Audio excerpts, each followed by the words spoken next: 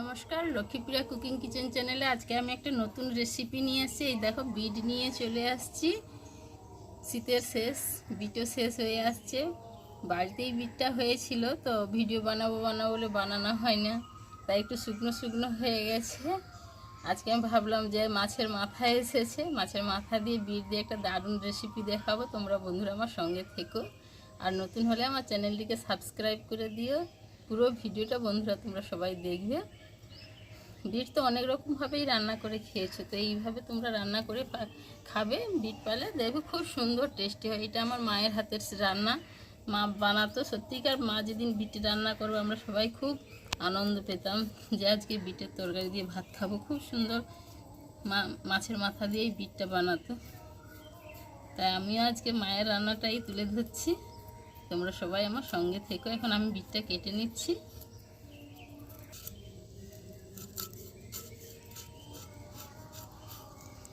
আমার মা খুব সুন্দর রান্না করতো, এই বিট পালং বা মূলার তরকারি এত সুন্দর রান্না করতো, তার জামাইয়ে খেয়ে একদম ভুলে যেত, বলতো মায়ের হাতে রান্নার তুলনা নেই। তা মায়ের মতো রান্না করার চেষ্টা করছি। বন্ধুরা তোমরা আমার সঙ্গে থেকো, দেখো আমি কীভাবে বিটটাকে রান্না করছি।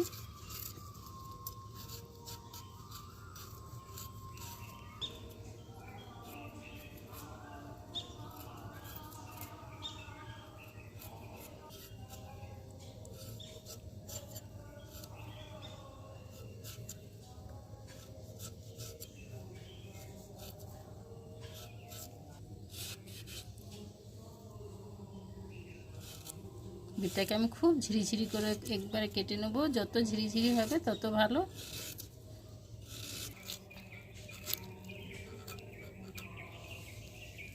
বিটটাকে এইভাবে আমি ঝিরিঝিরি করে কেটে নিয়েছি।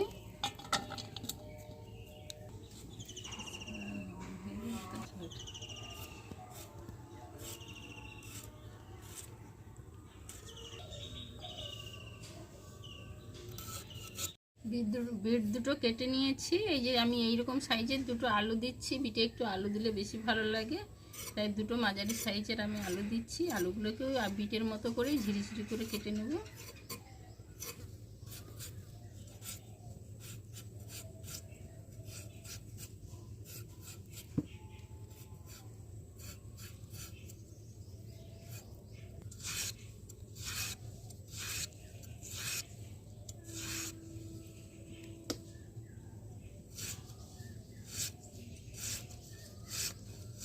বিটটাকে যত পারো তোমরা আরও ঝিরিঝিরি করে, আলুটাকে আমি এইভাবে একদম ঝিরিঝিরি করে কেটে নিয়েছি।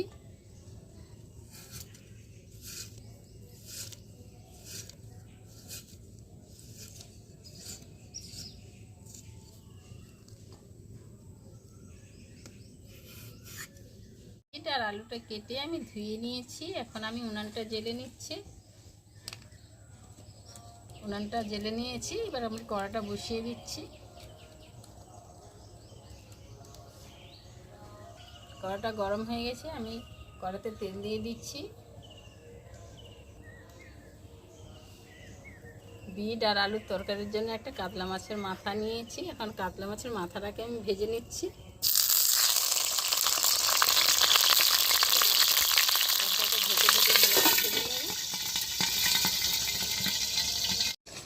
মুড়াটা ভেজে নিয়েছি, দেখো কত সুন্দর করে লাল করে ভেজে নিয়েছি।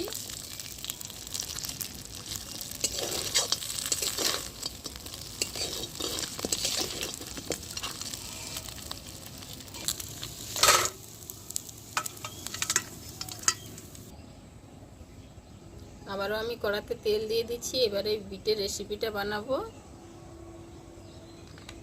তোমরা বাড়িতে বিট থাকলে এইভাবে বিটটাকে রান্না করে খাবে, দেখো খুব সুন্দর লাগবে। আমি দুটো তেজপাতা দিয়ে দিচ্ছি আর 3টে কাঁচা লঙ্কা দিয়ে দিচ্ছি, আর বড় সাইজের একটা আমি পেঁয়াজ কেটে নিয়েছিলাম, পেঁয়াজটা দিয়ে দিচ্ছি।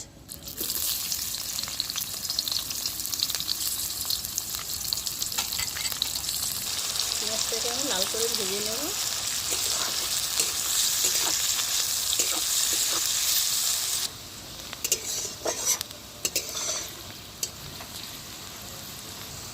পেঁয়াজটা ভাজা হয়ে গেছে, এবার আমি লঙ্কার গুঁড়ো দিয়ে দিচ্ছি। 1 চামচেরও কম একটু লঙ্কার গুঁড়ো দিলাম।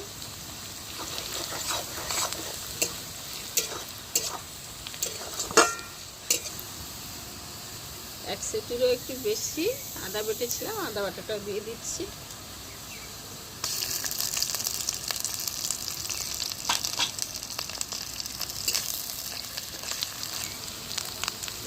আদাটা কষানো হয়ে গেছে, এবার আমি ধনে আর জিরা 1 চামচ করে 2 চামচ ধনে আর জিরা বেটে রাখছিলাম, ধনে জিরে বাটাটা দিয়ে দিলাম।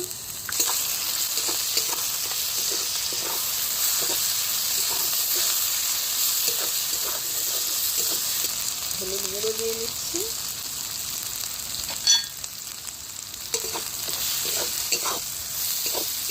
খুব অল্প তেলে অল্প মশলাতে আমি রান্নাটা করছি, তোমরা দেখো আমি কীভাবে রান্নাটা করছি। এবার বিট আর আলুগুলোকে দিয়ে দিচ্ছি।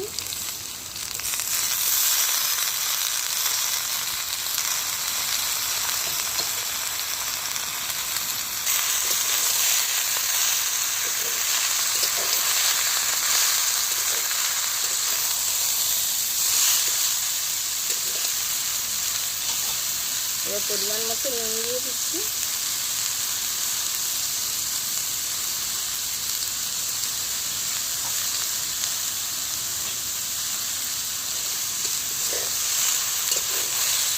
এবার বেশ কিছুক্ষণ বিট আর আলুটাকে আমি কষে নেব।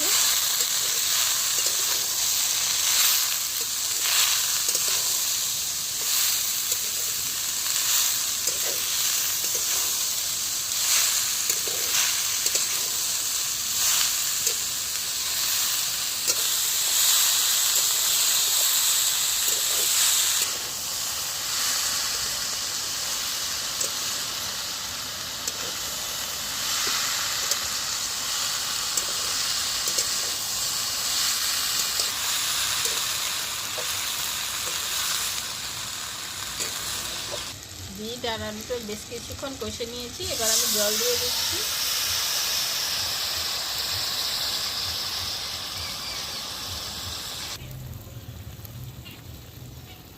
আলু আর বিটটা সিদ্ধ হয়ে গেছে, এবার আমি মাছের মুড়োগুলো দিয়ে দেবো। ভেজে রাখা মুড়োগুলো আমি দিয়ে দিচ্ছি।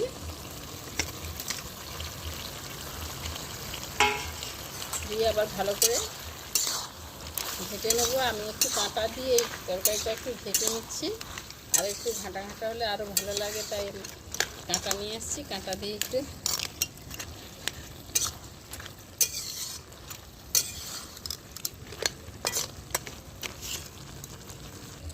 এই ডাল কাঁটা নিয়ে এসেছি, কাঁটা দিয়ে তরকারিটা ভালো করে একটু ঘেটে নিচ্ছি, আর যাতে ভালোভাবে আলু আর বিটটা একদম মাখো মাখো হয়ে যায়।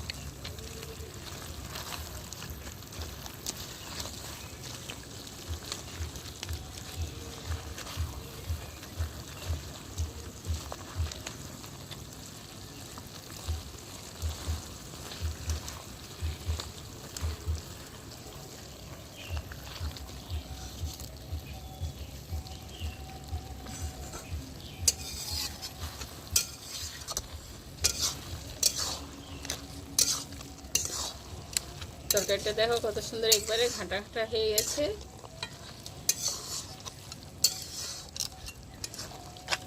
এইভাবে বিটের তরকারি করলে সত্যিকার সুন্দর লাগে খুব খেতে। আমার মা বানাতো, তো আমরা ছোটোবেলায় খেয়েছি, বা এখনও আমার মানে ভাইয়ের বউরা বানায়, তো খুব সুন্দর লাগে খেতে। তাই আমি বাড়িতে বিট নিয়ে আসতে আমি এইভাবেই রান্না করলাম। বন্ধুরা, তোমরাও বিট পালে এইভাবে রান্না করে খাবে, দেখবে খুব সুন্দর লাগে খেতে। তরকারিটা হয়ে গেছে, আমি এবার নামিয়ে নিচ্ছি।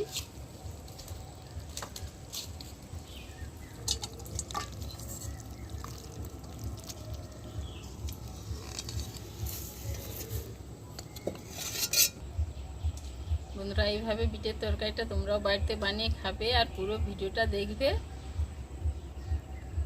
পুরো ভিডিওটা দেখার জন্য বন্ধুরা ধন্যবাদ। সুস্থ থাকবে, ভালো থাকবে, টাটা।